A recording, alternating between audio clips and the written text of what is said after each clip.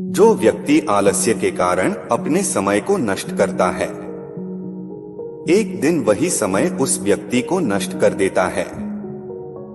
दोस्तों, जीवन में सुख समृद्धि का सपना हर कोई देखता है, लेकिन इसे जुड़े पौधे को तैयार करने के लिए उसे अपने पसीने से सींचना होता है। हर आदमी जीवन में कुछ ना कुछ बनना चाहता है, कुछ करने को सोचता है, अपना जीवन में कुछ बड़ा हासिल करना चाहता है। जब कुछ बड़ा करने को सोचता है तो अपने अंदर जोश भी भर आता है, लेकिन जब करने की बारी आता है तो आज करूंगा कल करूंगा यह सोचकर समय बर्बाद करता है। आलस्य के कारण कभी शुरुआत ही नहीं करता। दोस्तों, एक बात याद रखना, आलस्य से बड़ा व्यक्ति का कोई दूसरा शत्रु नहीं होता, और यह एक ऐसा अवगुण होता है जिसके आते ही व्यक्ति का पतन प्रारंभ हो जाता है। तो आइए जानते हैं गौतम बुद्ध की इस कहानी के माध्यम से आलस्य आने का मुख्य कारण और आलस्य से छुटकारा पाने के कुछ उपाय। दोस्तों, अगर आप इस उपाय को समझ लिया तो आलस्य आपको छू भी नहीं पाएगा, इसीलिए कहानी को आखिरी तक जरूर सुने। एक बार गौतम बुद्ध अपना आश्रम में बैठे हुए थे और उनके शिष्यों आश्रम के कार्य में लगे थे। तभी वहां पर एक आदमी आया। वो आदमी अपने आलसीपन से बहुत ज्यादा परेशान था। आलसी आदमी गौतम बुद्ध से बोला, महात्मा जी मेरी मदद कीजिए। गौतम बुद्ध बोले, क्या मदद चाहते हो बालक? आलसी आदमी बोला, महात्मा जी मैं कुछ करने के लिए सोच तो लेता हूँ, लेकिन वो काम शुरुआत ही नहीं कर पाता हूँ। अगर शुरुआत कर भी लेता हूँ तो सही ढंग से मेरे से नहीं होता, और वो काम आधा अधूरा छोड़ देता हूँ। कोई भी काम करता हूँ तो काम में मन नहीं लगता। मेरा घर वाले और आसपास के लोग मुझे हमेशा ताना मारते हैं, कहते हैं कि तू आलसी है, जिंदगी में कुछ कर नहीं पाएगा। इसलिए मैं अपने आलस्य से बहुत ज्यादा परेशान हूँ। आप ही कोई उपाय बताइए महात्मा जी, जिसे मैं आलसीपन से छुटकारा पा सकूं। गौतम बुद्ध आलसी व्यक्ति से बोले, क्या तुम जानते हो कि तुम आलसी क्यों हो? सोचना तो बहुत आसान होता है, लेकिन करना क्यों मुश्किल होता है? आलसी व्यक्ति बोला, भगवान इतनी बुद्धि तो मुझ में नहीं है, आप ही मुझे इस समस्या के बारे में जानकारी दीजिए। गौतम बुद्ध बोले, आलस्य एक मानसिक अवस्था है, एक विचार है, जिसे जाने अनजाने में हम खुद ही जन्म देते हैं।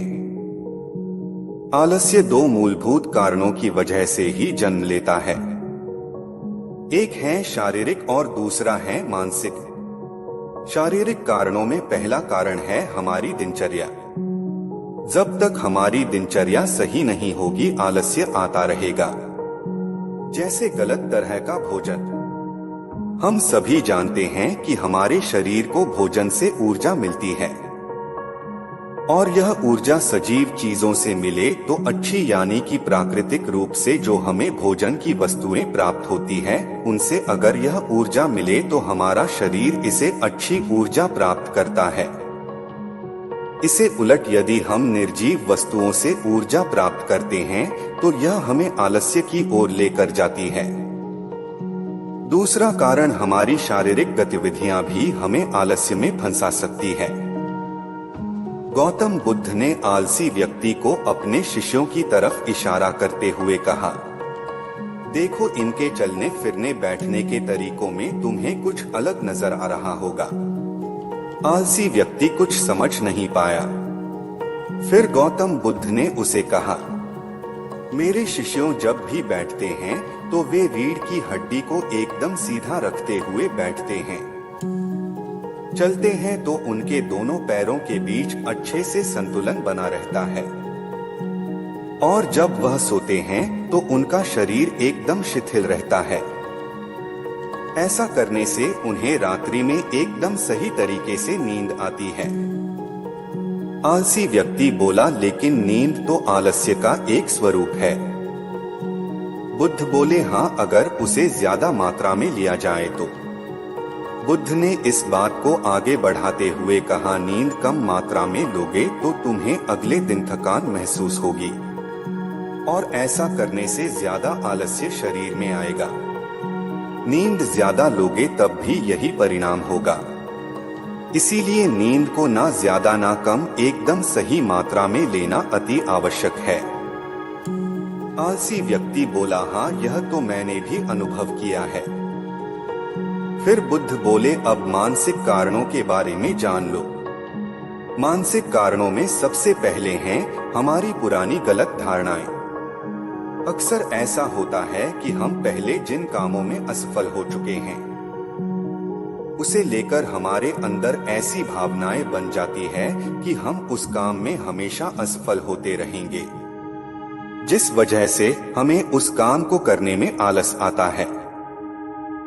ऐसी धारणाओं से छुटकारा पाने का एकमात्र उपाय यह है कि हमें अपने मन को यह समझाना चाहिए कि पिछली बार हम जब उस काम में असफल हुए थे तो हम उसके बारे में बहुत कम जानते थे।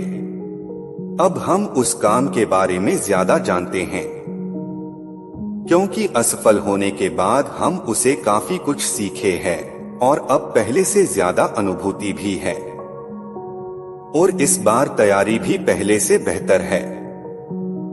बुद्ध बोले, दूसरा कारण है आलसी और कामचोर लोगों की संगत। कई बार ऐसा होता है कि हम आलसी नहीं होते, मगर जिनके साथ हम रहते हैं हम उन जैसे बनने लगते हैं। इसे छुटकारा पाने का उपाय बहुत सरल है। कामचोर और आलसी व्यक्तियों से दूर रहो। ऐसे व्यक्तियों की संगत में रहो जो अपने काम को बड़ी लगन से करते हैं और तुम्हें कुछ सिखा पाए। गौतम बुद्ध ने तीसरा कारण बताते हुए कहा, यह कारण आलस्य के लिए सबसे बड़ा कारण है। काम को कल पर टालते रहना। यह कारण इतना शक्तिशाली है कि किसी भी व्यक्ति को बर्बाद कर सकता है। इसे बचने का सबसे आसान उपाय है, मन में यह सोचो कि अभी इस वक्त मेरा पास वो सब कुछ है जो मैं करना चाहता हूँ और मुझे ये काम अभी ही शुरू करना है, अभी नहीं तो कभी नहीं। यह सोचकर वो काम शुरू कर देना है।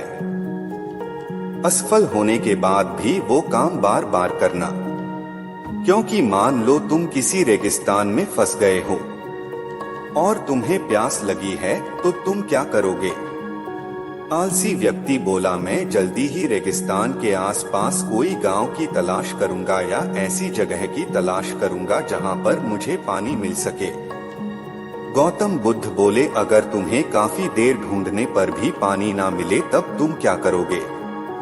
आलसी व्यक्ति बोला, मैं तब भी अपनी तलाश जारी रखूंगा, क्योंकि ऐसी परिस्थिति में मेरे पास कोई और दूसरा विकल्प तो होगा ही नहीं। गौतम बुद्ध बोले, बिल्कुल सही, और यही है मानसिक स्तर पर आलस्य का चौथा कारण, किसी भी निश्चित लक्ष्य का ना होना। यह भी आलस की ओर लेकर जाता है। अब गौतम बुद्ध ने पांचवें कारण के बारे में समझाते हुए कहा, कल्पना करें कि आपके पास बहुत सारे सोने के मुद्रा हैं, जिन्हें आपको एक स्थान से दूसरे स्थान तक ले जाना है।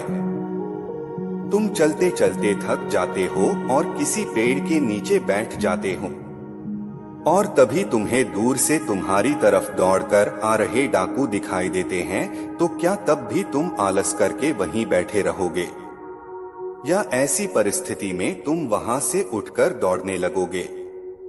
आलसी व्यक्ति बोला, जी मुझे वहां से भागना ही पड़ेगा, अन्यथा मेरी जान और सोने के मुद्रा दोनों खतरे में पड़ जाएंगे।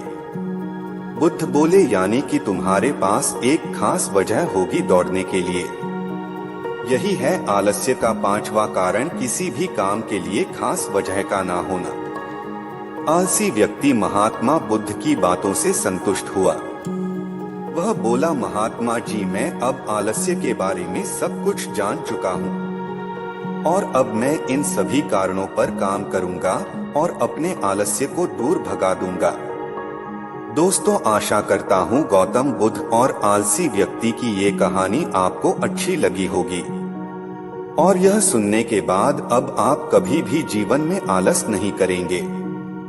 दोस्तों, यदि आपको लगता है कि यह कहानी आपके किसी मित्र के लिए उपयोगी है तो कृपया इसे उनके साथ साझा करें और मेरा आपसे अनुरोध है कि चैनल को सब्सक्राइब करें और कमेंट में नमः बुधाय लिखें और वीडियो को लाइक जरूर करें।